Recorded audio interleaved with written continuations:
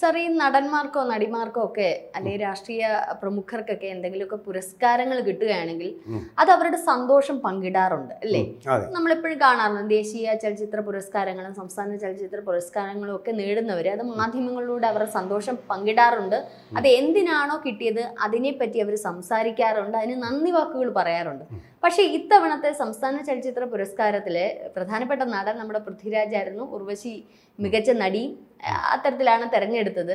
പക്ഷേ ഇന്നിപ്പം പൃഥ്വിരാജിന്റെ പോസ്റ്റ് നോക്കിയാൽ ഈ നിമിഷം വരെ, നാളെ ഇടുമോ എന്നുള്ളത് അറിയില്ല, എമ്പുരാൻ സിനിമയുടെ ഒരു ഹൈപ്പ് അല്ലാതെ അല്ലെ അവരുടെ ഒരു പ്രൊമോഷൻ അല്ലാതെ യാതൊന്നും ഒരു നന്ദി വാക്ക് പോലും പൃഥ്വിരാജ് പറഞ്ഞിട്ടില്ല. ഈവൻ മാധ്യമങ്ങളുടെ സാധാരണ മാധ്യമങ്ങൾക്കൊക്കെ അതിനുശേഷം ഇവരൊക്കെ ഇന്റർവ്യൂ കൊടുക്കാറുണ്ട്.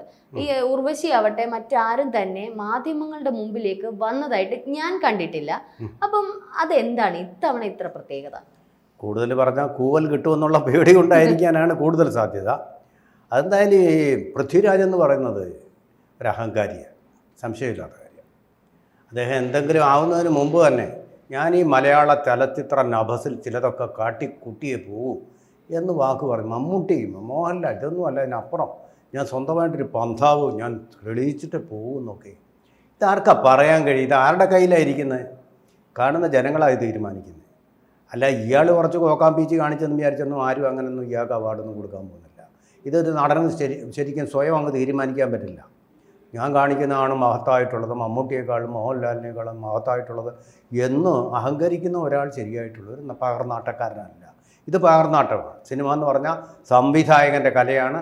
സംവിധായകൻ പറയുന്നതനുസരിച്ച് ചലനങ്ങൾ ഏകോപിപ്പിക്കാനുള്ള ഒരു പ്രതലം മാത്രമാണ് നടൻ എന്നുള്ള സിനിമ അറിയാവുന്ന എല്ലാവർക്കും അറിയാവുന്ന കാര്യം. അപ്പം ഞാനിങ്ങനെ കാണിച്ചു കളയോ അങ്ങനെ കാണിക്കുക അവസരം കിട്ടണ്ടേ? അതാരാ തീരുമാനിക്കുന്നത്?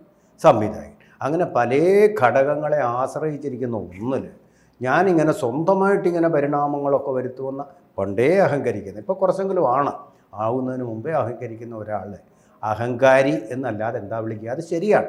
ആരോ അദ്ദേഹത്തിൻ്റെ ഭാര്യയാണെന്നൊന്നും കുടുംബത്തിൽ നിന്ന് ആരും, അത് നമുക്ക് വിഷയമല്ല. തൻ്റേടി എന്നൊക്കെ പറയും. കുടുംബത്തിൽ ഇങ്ങനെ അവരുടെ സ്വകാര്യ അഹങ്കാരത്തിനൊക്കെ കൊള്ളാം. എന്നല്ല, പൊതുമധ്യത്തിൽ ഇത് തീരുമാനിക്കുന്ന ഈ നാട്ടിലെ കലാസ്വാധകരായിട്ടുള്ള ആളുകൾ തന്നെ ആ ഒരു സംശയം. എല്ലാവരും കുടുംബമല്ല ഈ കാര്യത്തിൽ തീരുമാനമെടുക്കുന്നത്.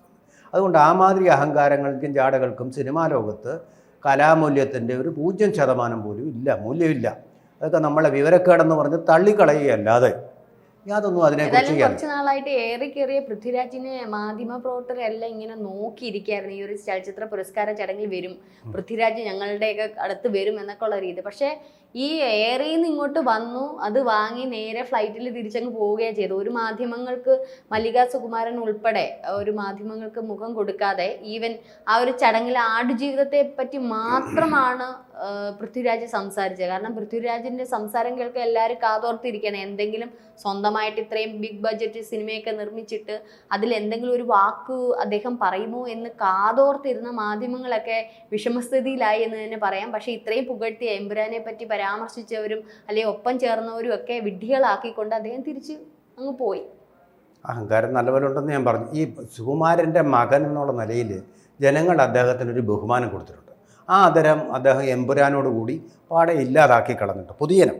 ഞാൻ പറഞ്ഞ അദ്ദേഹത്തിൻ്റെ ഫാൻസും അദ്ദേഹം ചില താല്പര്യങ്ങൾ കൊണ്ട് ഉപജാപക സംഘം എപ്പോഴും കൂടെ ഉണ്ടാവുമല്ലോ. സഞ്ജയ് ഗാന്ധിയുടെ കൂടെ ഉണ്ടായിരുന്നല്ലോ. ഞാൻ അതിനെക്കുറിച്ചല്ല പറയുന്നത്. നമ്മുടെ അദ്ദേഹത്തെ അറിയാത്തവർ പോലും ഇഷ്ടപ്പെടുന്നവരുണ്ടായിരുന്നു. സുകുമാരൻ്റെ മകനാണല്ലോ. സുകുമാരനോട് കേരളീയ ജനതയ്ക്ക് ആകെപ്പാടെ വലിയൊരു ബഹുമാനമുണ്ട്. അദ്ദേഹം BJPയുടെ സ്ഥാനാർത്ഥിയാവാൻ വേണ്ടി ശ്രമിച്ചിരുന്ന ആളാണെന്ന് പറയുന്നുണ്ട്. അതെന്തുമായിക്കോട്ടെ, രാഷ്ട്രീയമല്ല നമ്മൾ ഇതിനകത്ത് നോക്കുന്നത്. അദ്ദേഹത്തിന് മറ്റൊരു മകനും കൂടിയുണ്ട് അല്ലേ? ആ മകനെ സംബന്ധിച്ചിടത്തോളം ഇങ്ങനെ ഒരു അഹങ്കാരം പറഞ്ഞതായിട്ട് ആരും പറഞ്ഞിട്ടില്ല, ചരിത്രത്തിലില്ല, ഒരിക്കലും പറഞ്ഞിട്ടില്ല. വളരെ വിനയപൂർവ്വം പെരുമാറുന്ന മറ്റൊരാളും കൂടി സുകുമാരൻ്റെ മകനായിട്ടുണ്ട്. ആ ഒരു കമ്പാരിസണിൽ തന്നെ നമുക്ക് വ്യക്തമാകും എത്രമാത്രം വ്യത്യസ്തനാണ്. ഈവൻ സുകുമാരൻ പോലും തൻ്റെ ഇടമായിട്ടുള്ള ഡയലോഗുകൾ റെൻഡർ ചെയ്യുന്നു എന്ന് ഒഴിച്ചാൽ അദ്ദേഹം വളരെ വിനയാന്വിതനായിട്ടൊരു വ്യക്തിയായിരുന്നു. നേരിട്ടിടപെടുമ്പോൾ വളരെ വിനയാന്വിതനായിട്ട് ചിരിച്ചുകൊണ്ടും കാര്യം പറയുന്ന അഹങ്കാരവും തൻ്റെ അടിത്തം ഒന്നും കാണിച്ചിട്ടില്ല. ഒരിക്കലും മല്ലിക സുകുമാർ തൻ്റെടി എന്ന് ഒരിക്കലും പറഞ്ഞതായിട്ട് ഞാൻ ഓർക്കുന്നുമില്ല. പോട്ടെ, അവരുടെ കുടുംബകാര്യം. ഇവിടെ പൃഥ്വിരാജ് സുകുമാരന് അഹങ്കാരം മാത്രമല്ല സാർ ഒന്ന് ചിന്തിച്ചു നോക്കി. എത്രയോ കുഞ്ഞു കുട്ടികൾ ഉൾപ്പെടെയാണ് എമ്പുരാൻ സിനിമ കണ്ടത്. പക്ഷെ സ്വന്തം മകളെ അദ്ദേഹം കാണിച്ചിട്ടില്ല. എന്തുകൊണ്ടാ? അദ്ദേഹത്തിന് അറിയാം അത് കാണിച്ച എൻ്റെ മകളുടെ മാനസികമായിട്ടുള്ള വളർച്ചയെ അത് ബാധിക്കും, അല്ലെ എൻ്റെ മകൾക്ക് അത് പ്രശ്നം വരും, അല്ലെങ്കിൽ അവളുടെ ഉള്ളിൽ മതത്തിനോടുള്ള ഒരു വെറുപ്പുണ്ടാവും, അല്ലെങ്കിൽ ഇത്തരത്തിലുള്ള കാര്യങ്ങളൊക്കെ സ്വന്തം മകൾക്ക് ഇത്തരത്തിലുള്ള ചിത്രങ്ങൾ എന്തുകൊണ്ട് അദ്ദേഹം കാണിക്കുന്നില്ല? അദ്ദേഹം കാണിക്കില്ല എന്ന് തന്നെ പറഞ്ഞിട്ടുണ്ട്. അദ്ദേഹം അഭിനയിച്ചിട്ടുള്ള ഈ ആടുജീവിതം പോലും ചിലപ്പോൾ കാണിച്ചു കാണത്തില്ല. കാരണം മറ്റുള്ളവരുടെ കുഞ്ഞുങ്ങൾ എങ്ങനെ ആയാലും കുഴപ്പമില്ല, എൻ്റെ മകൾ നന്നായിരിക്കണം, എൻ്റെ മകളെ മറ്റേ അംബാനിയുടെ ഏറ്റവും വലിയ സ്കൂളിൽ പഠിപ്പിക്കണം, എൻ്റെ മകളും എൻ്റെ കുടുംബവും നല്ല ഇതായിരിക്കണം, പക്ഷേ ജനങ്ങളിൽ നിന്ന് അവരെ തമ്മിൽ അടുപ്പിച്ച് കിട്ടുന്ന കാശ് ഞങ്ങൾക്ക് വേണം. അതിനിപ്പോൾ ഒരു ഉദാഹരണം, ഇപ്പോൾ നമ്മുടെ ഷൈൻ തോമസ്, അദ്ദേഹത്തിന് ഡ്രഗ് കൊടുത്തിരിക്കുന്ന ആൾ ഷൈൻ തോമസിന് കൊടുത്തു, പണവുമാണ്. ഈ കൊടുത്ത ആൾ സ്വന്തം മകൾക്ക് കൊടുക്കുമോ? സ്വന്തം മകൾക്ക് അദ്ദേഹം ഈ കൊടുക്കുമോ? എന്താണെന്ന് വെച്ചാൽ അത് കൊടുക്കുമോ? എന്താണെന്ന് എനിക്കറിയില്ല. ഏത് രാസ ലഹരി ആയിരിക്കും, എന്താ അതാ കൊടുക്കുമോ? സ്വന്തം മകൾക്ക് കൊടുക്കുമോ? ഇല്ല. കച്ചവടക്കാരെങ്കിലും സ്വന്തം മക്കൾക്ക് കൊടുക്കത്തില്ല. അത്രയേ ഉപയോഗിച്ചാലും മറ്റുള്ളവർക്ക് കൊടുക്കും. ഇത് വിഷമാണ്. ഇന്ത്യൻ മനസ്സിലേക്ക് വിഭജനത്തിൻ്റെ വിത്തുകൾ വീണ്ടും പാകി എറിയാൻ വേണ്ടിയിട്ട് ചെയ്ത വിഷമാണ്. ഇതൊരു തരം ലഹരിയാണ്. സമൂഹത്തിൽ വർഗീയ ലഹരി പേരിപ്പിക്കാൻ വേണ്ടിയിട്ടുള്ള ഒരു കുതന്ത്രമാണ്. അത് സ്വന്തം മക്കൾക്ക് കൊടുക്കാൻ പറ്റുമോ? മകൾക്ക് കൊടുക്കാൻ പറ്റില്ല. അതാണ് സ്ഥിതി. എന്ന് പറഞ്ഞാൽ ഹിന്ദു ആയതുകൊണ്ട് ചിലപ്പോൾ അച്ഛൻ്റെ നിലനിൽപ്പ് പോലും കുടുംബത്തിനകത്ത് അപകടത്തിലാണ്. ഇത്രയും ക്രൂരന്മാരായിട്ടുള്ള ഹിന്ദുക്കളെ. പൃഥ്വിരാജ് പോലും മാറി നിന്ന് ഈ ഒരു സന്ദർഭത്തിൽ നമ്മുടെ മുഖ്യമന്ത്രി ഇപ്പോൾ CPO റാങ്ക് ലിസ്റ്റിൽപ്പെട്ട വിദ്യാർത്ഥികൾ സമരം ചെയ്യുന്നു, ആശാ വർക്കേഴ്സ് സമരം ചെയ്യുന്നു, മുനമ്പം വിഷയം കിടക്കും. ഇത്തരത്തിൽ സംസ്ഥാനത്തെ ബാധിക്കുന്ന നിരവധി പ്രശ്നങ്ങളുള്ള ഈ സന്ദർഭത്തിൽ അദ്ദേഹത്തിൻ്റെ ഒരു പോസ്റ്റാണ് ഇപ്പോൾ ശ്രദ്ധേയമായിരിക്കുന്നത്. എമ്പുരാൻ സിനിമയുമായി ബന്ധപ്പെട്ട് അതിനെ കണക്ട് ചെയ്ത് സംസ്ഥാന ചലച്ചിത്ര പുരസ്കാരവും കൂടെ ചേർത്ത് അദ്ദേഹം ഒരു പോസ്റ്റ് ഇട്ട്. ആ പോസ്റ്റ് ഞാനൊന്ന് കുറച്ച് ഭാഗം ഞാൻ ഇവിടെ വായിക്കാം. സംസ്ഥാന ചലച്ചിത്ര പുരസ്കാര ജേതാക്കൾക്ക് ഹൃദയം നിറഞ്ഞ അഭിനന്ദനങ്ങൾ. കലാകാരന്റെ ആവിഷ്കാര സ്വാതന്ത്ര്യത്തിന് വിലങ്ങിടാൻ ശ്രമിക്കുന്ന മുഖ്യമന്ത്രിയുടെ പോസ്റ്റാണ്. സ്വേച്ഛാധിപത്യ പ്രവണതകൾക്കെതിരെ കലാലോകം പ്രതിരോധം ഉയർത്തേണ്ട സന്ദർഭമാണിത്. സിനിമ കേവലം കച്ചവടം മാത്രമല്ല, അത് കലാകാരന്റെ ആത്മപ്രകാശനവും ഒരു സമൂഹത്തിന്റെ സാംസ്കാരിക പ്രതിനിധാനവും രാഷ്ട്രീയ വിമർശനത്തിനുള്ള ഉപാധിയും കൂടെയാണ്. അപ്പൊ ഇത്തരത്തിലുള്ള സിനിമകൾ ഇനി ഉണ്ടാവണം. അദ്ദേഹം പൊതുവെ പറയുന്ന ആവിഷ്കാര സ്വാതന്ത്ര്യത്തെ പറ്റി, എമ്പുരാൻ സിനിമയെ പറ്റിയാണ്. അതിലെ മറ്റേ ഉർവശി അഭിനയിച്ചിട്ടുള്ള എന്തായിരുന്നു ഉള്ളൊഴുക്ക് എന്ന് പറയുന്ന നല്ല ഒരു ആവിഷ്കാരമുള്ള നല്ലൊരു സിനിമയാണ്. മറ്റുള്ള സ്ത്രീകളുടെ ഉള്ളിലെ അല്ലെങ്കിൽ സ്ത്രീകളിലേക്ക് ഇറങ്ങിച്ചെല്ലുന്ന നല്ലൊരു സിനിമയാണ് ഉർവശി അഭിനയിച്ച ഉള്ളൊഴുക്ക് എന്ന് പറയുന്ന സിനിമ. ഉർവശിക്ക് എന്ന അവാർഡ് കിട്ടി. അതിനെ പറ്റിയോ അല്ലെ ആടുജീവിതം എന്ന സിനിമയ്ക്കാണ് ഇപ്പോൾ അവാർഡ് കൊടുത്തിരിക്കുന്നത്, അതിനെ പറ്റി ഒരു വാക്ക് എഴുതാതെ ഈ ആവിഷ്കാര സ്വാതന്ത്ര്യം മറ്റേ എമ്പുരാന് വേണ്ടിയിട്ട് ഇപ്പോഴും നമ്മുടെ മുഖ്യമന്ത്രി ഇങ്ങനെ കൊടി പിടിക്കുന്നത് അത്ര നല്ല ശീലമാണോ സാർ? ഒരിക്കലും നല്ല ശീലമല്ല. ഒരു ഉത്തരവാദിത്തമുള്ള ഭരണാധികാരി ഒരിക്കലും അങ്ങനെ പറയാൻ പാടില്ല. കാരണം ഇത് മനസ്സുകളെ വിഭജിക്കുന്ന, വർഗീയതയ്ക്ക് ആളിക്കത്തിക്കുന്ന ഒരു സിനിമയാണ്. ഒരു സിനിമയാണ്. അപ്പോൾ അതിനു വേണ്ടിയിട്ട് വിലപേശുന്നത് ഒരു നല്ല മനോനിലയോട് കൂടിയാണ് എന്ന് നമുക്ക് അറിയാൻ പറ്റില്ല. എന്തോ ലാഭത്തിന് വേണ്ടി ചെയ്യുന്ന കുൽസിതമായിട്ടുള്ള പ്രവൃത്തി എന്നേ പറയാൻ പറ്റും. ഇദ്ദേഹത്തിൻ്റെ കീഴിലായിരുന്നല്ലോ വിദ്യാഭ്യാസ വകുപ്പ്. അദ്ദേഹം ഇരുന്ന സമയത്ത് TJ ജോസഫ് ക്വസ്റ്റ്യൻ പേപ്പറിൽ എന്തോ ഒരു ചോദ്യം ഇട്ടതിൻ്റെ പേരിൽ കൈവെട്ടിയിട്ട് അദ്ദേഹത്തിൻ്റെ മാനേജ്മെൻറ്റ് പേടിച്ച് ജൂബിലിയിൽ നിന്ന് അദ്ദേഹത്തെ പിരിച്ചുവിട്ടല്ലോ. എന്തേ ഒരു അധ്യാപകന് സ്വന്തമായിട്ട് ചോദ്യം വിടാനുള്ള അവകാശം ഈ രാജ്യത്തില്ലേ? അദ്ദേഹം അശ്ലീലം വല്ലതും പറഞ്ഞിരുന്നു അതിൽ? എന്തിനാണ് കൈവെട്ടിയത്? അന്ന് സംരക്ഷിക്കാൻ വിദ്യാഭ്യാസ മന്ത്രി ഉണ്ടായിരുന്നു. അയക്ക് തലയ്ക്ക് ഭ്രാന്താണെന്നല്ലേ വിദ്യാഭ്യാസ മന്ത്രി പറഞ്ഞത്? ചോദ്യം വിട്ട അധ്യാപകന് ഭ്രാന്താണെന്നല്ലേ പറഞ്ഞത്? എന്താണ് നിങ്ങൾ ഈ പറയുന്നത്?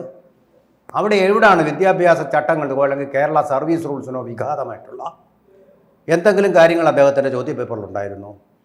അത് സംരക്ഷിക്കാൻ ബാധ്യസ്ഥരായിട്ടുള്ള നിങ്ങൾ കൂടി ആ മനുഷ്യനെ വേട്ടയാടുകയായിരുന്നില്ലേ? അദ്ദേഹത്തിൻ്റെ കയ്യിലേറ്റ മുറിവ് സഹിക്കാം. പക്ഷേ നിങ്ങൾ ആ മനസ്സിനേൽപ്പിച്ച മുറിവ് എവിടെയായിരുന്നു നിങ്ങളുടെ ആവിഷ്കാര സ്വാതന്ത്ര്യം എന്ന് പറയുന്ന ഈ വലിയ സാധനമെന്ന്? എവിടെയായിരുന്നു? ഇത് ചുമ്മാ ജനങ്ങളെ വിഡ്ഢികളാക്കാൻ ശ്രമിക്കരുത്. നിങ്ങൾക്ക് ആവിഷ്കാര സ്വാതന്ത്ര്യം സംരക്ഷിക്കാൻ കഴിയില്ലെന്നുള്ളതിൻ്റെ ഏറ്റവും വലിയ ഉദാഹരണമല്ലേ സാത്താനിക് വേഴ്സസ് എന്ന് പറയുന്ന പുസ്തകം ഇന്ത്യയിൽ നിരോധിച്ചത്? എവിടെ നിങ്ങൾ ആവിഷ്കാര സ്വാതന്ത്ര്യം വിട്ട് മനുഷ്യാവകാശം നിങ്ങൾ ലംഘിച്ചിട്ടുണ്ട്. ഷാബാനു എന്ന് പറയുന്ന സ്ത്രീക്ക് ജീവനാംശം കൊടുക്കാനുള്ള സുപ്രീം കോടതി വിധി വന്നപ്പോൾ നിങ്ങളെവിടെയായിരുന്നു? അത് പുനഃസ്ഥാപിച്ചു കൊടുക്കാൻ നിങ്ങളെ കൊണ്ട് കഴിഞ്ഞിട്ടുണ്ടോ? ഇപ്പോൾ അവരുടെ മനുഷ്യാവകാശം ലംഘിച്ച കോൺഗ്രസുമായിട്ടല്ലേ നിങ്ങൾ കൂട്ടുകൂടുന്നത്? എത്രയിടത്തും നിങ്ങൾ മനുഷ്യാവകാശം ലംഘിച്ചിട്ടുണ്ട്. TP ചന്ദ്രശേഖരന് 56 വെട്ടുവെട്ടിയ അതെന്ത്? നിങ്ങളുടെ ആവിഷ്കാരത്തിൻ്റെ നിങ്ങളുടെ ഈ ആവിഷ്കാര സ്വാതന്ത്ര്യത്തിൻ്റെ പുനരാവിഷ്കാരമായിരുന്നു അവിടെ നടന്നത്. തലശ്ശേരിയിൽ എത്ര പേരുടെ തല നിങ്ങൾ വെട്ടിയിരിക്കുന്നു? ജയകൃഷ്ണൻ എന്ന് പറയുന്ന അധ്യാപകനെ കുട്ടികൾക്ക് മുമ്പിലിട്ട് വെട്ടിക്കൊന്നില്ലേ? അവരെ സംരക്ഷിച്ചതല്ലേ?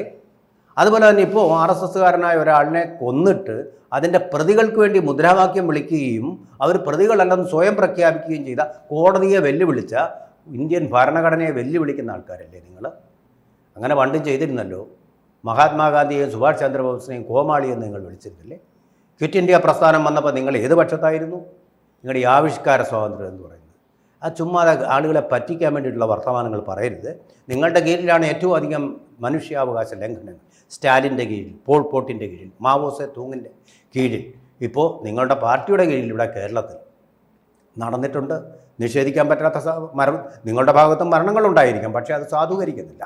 ഒരുപാട് തലവട്ടുപെട്ടിട്ടുള്ള സ്ഥലമാണ് തലശ്ശേരി. എത്ര അമ്മമാരുടെ കണ്ണീരാണ് അവിടെ ഉണ്ടായിട്ടുള്ളത്.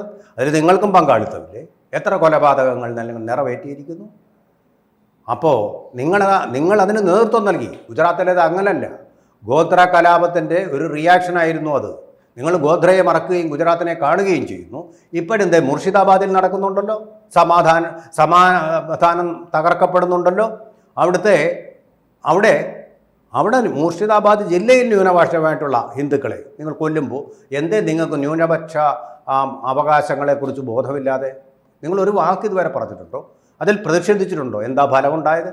നിങ്ങളുടെ പാർട്ടിയുടെ DYFIയുടെ 2 നേതാക്കളെ തന്നെയാണ് നിങ്ങൾ നിങ്ങൾ സംരക്ഷിക്കണം തീർച്ചയായിട്ടും. പക്ഷേ നിങ്ങൾ ഇപ്പോൾ പറയുന്ന ഏതൊരു ന്യൂനപക്ഷത്തിൻ്റെ വോട്ടിന് വേണ്ടിയിട്ടാണോ നിങ്ങൾ ഈ കുൽസിതമായിട്ടുള്ള പ്രയോഗങ്ങൾ നടത്തുന്നത്, അതേ ആൾക്കാർ തന്നെ നിങ്ങളുടെ പാർട്ടിക്കാർ 3 പേരെ അവിടെ കൊന്നില്ലേ? അനുഭവിച്ചു കഴിഞ്ഞിട്ട് നിങ്ങളെന്താ ആ മനുഷ്യാവകാശം? അവിടെ വർഗീയത നടത്തുന്ന ആരാണെന്ന് പറയാൻ നിങ്ങൾ മടിക്കുന്നത് എന്താ? ബംഗ്ലാദേശ് തൊട്ടടുത്ത രാജ്യത്ത് എത്രയോ ഹിന്ദുക്കളെ, ക്രിസ്ത്യാനികളെ, ബുദ്ധമതക്കാരെ എല്ലാം.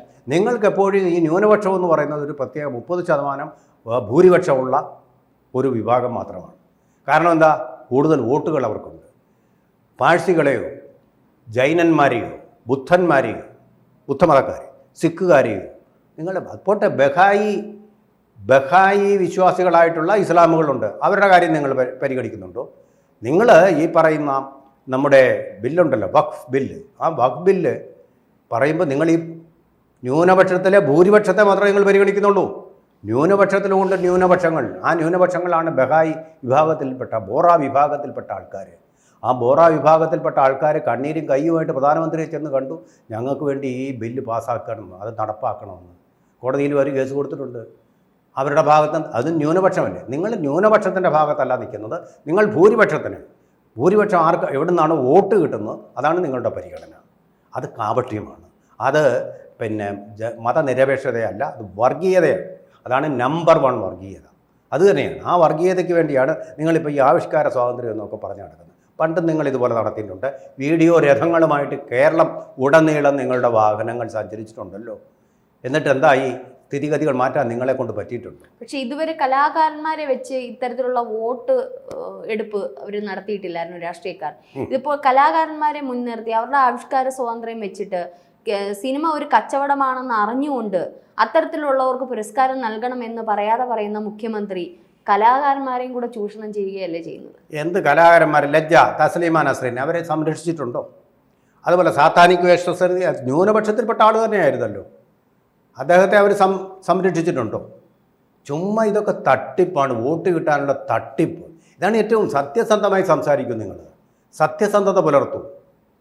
ഇത് വളരെ സത്യസന്ധമായിട്ട് കാര്യങ്ങൾ പറയുന്ന ഹമീദ് ചെന്ന് മംഗലൂർ, അദ്ദേഹം ഇടതുപക്ഷ സഹയാത്രികനായിരുന്നു. അദ്ദേഹത്തെ അവർ ഒതുക്കി. കാരണം എന്താണ്? അദ്ദേഹം അപ്രിയ സത്യങ്ങൾ പറയുന്നു. അത് നമ്മളുടെ വോട്ടുകൾ ഇല്ലാതാക്കും എന്നുള്ള തിരിച്ചറിവിൽ നിന്ന്. തനി വർഗീയതയാണ് നിങ്ങളുടെ ഈ വാദങ്ങൾ. അതുകൊണ്ടാണ് അത് എതിർക്കപ്പെടുന്നത്. വർഗീയത, ന്യൂനപക്ഷ സംരക്ഷണം എന്നുള്ള പേരിൽ നിങ്ങൾ നടപ്പാക്കുന്നത് ഒരു മതം 30% ഭൂരിപക്ഷവും അതുപോലെ തന്നെ എൻ ബ്ലോക്കായിട്ട് വോട്ട് ചെയ്യുന്ന ഒരു വിഭാഗം, കൂട്ടമായിട്ട് വോട്ട് ചെയ്യുന്നത് അവരുടെ വൈകാരികമായിട്ടുള്ള ദൗർബല്യങ്ങളെ ചൂഷണം ചെയ്തുകൊണ്ടുള്ള വാക്കുകളാണ് നിങ്ങളുടെ വായിൽ നിന്ന് പുറപ്പെട്ടുകൊണ്ടിരിക്കുന്നത്. കമ്മ്യൂണിസ്റ്റ് വിരുദ്ധമാണത്, വർഗീയമാണ്. കൂടുതൽ വാർത്തകളും വിശേഷങ്ങളും നിങ്ങളിലേക്ക് എത്താൻ ABC മലയാളം സബ്സ്ക്രൈബ് ചെയ്യുക, ബെൽ ബട്ടണും അമർത്തുക.